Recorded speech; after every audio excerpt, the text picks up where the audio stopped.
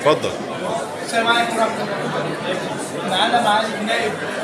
أنا الدكتور خالد جبوري مدير إدارة المنظمات والاتحادات العربية في جامعة الدول العربية. أهلا وسهلا بحضرتك يا فندم. النهارده في إطلاق النسخة الثانية للمؤتمر قمة الإبداع العربي، قمة الإبداع الإعلامي للشباب العربي. حضرتك هدف المؤتمر إيه؟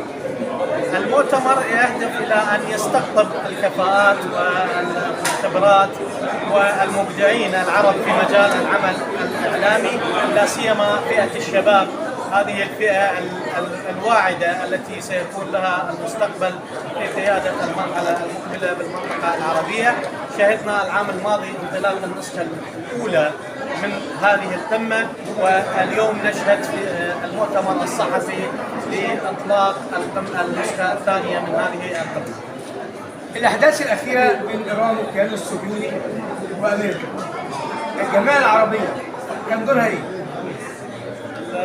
جامعة الدول العربية هي يعني حصيلة لإرادات الدول العربية الأعضاء، وهي جامعة كما هو معلوم لحضرتك مكونة من 22 دولة عربية. بالتالي جامعة الدول العربية أصدرت عدد من البيانات التي عكست تماشي أو وجهة النظر بشأن الأحداث التي ذكرتها حضرتك.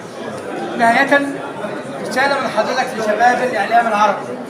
الرسالة اللي يوجهها للشباب العربي أن يشارك بفعالية في مثل هذه الأحداث، وأن يدافع عن في الرسائل الإعلامية التي ينتجها عن ثوابت وتراث وقيم أمتنا العربية. شكرا جزيلا لحضرتك معالي الوزير المفوض رائد الجبوري. كان معكم دكتور مجدي الناظر جريد بوابة عاجل مصر وراديو صوت. شكرا جزيلا لحضرتك.